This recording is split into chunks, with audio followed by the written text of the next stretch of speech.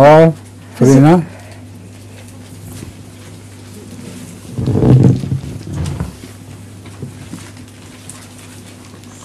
हमारा गाना भी है। अच्छा हाँ। हुजूर, अगर ऐसा हो कि घर का कोई बेडरूम इतना छोटा हो और उसका नक्शा भी कुछ ऐसा हो कि बेड रखने की सिर्फ एक ही जगह बनती हो और पाँव किबले की तरफ हो या कुछ कुछ उसकी तरफ हो रहे हों, तो पाँव किबले की तरफ हो जी, ये सोने के लिए बंद कमरे में कोई हर्ज नहीं है। अच्छा, मगर वो बगल को नहीं लेती पैंती,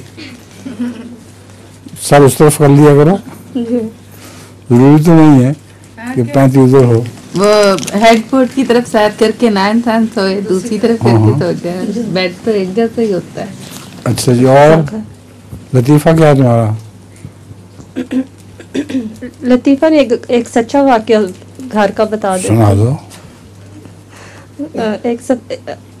एक बार ऐसे हुआ था कि हुजूर एक दावत में आए थे और आखिर में दुआ करा रहे थे तो एक शरारती बच्चा वहाँ मौजूद पहले आमीन कह दिया उसने। हाँ हाँ।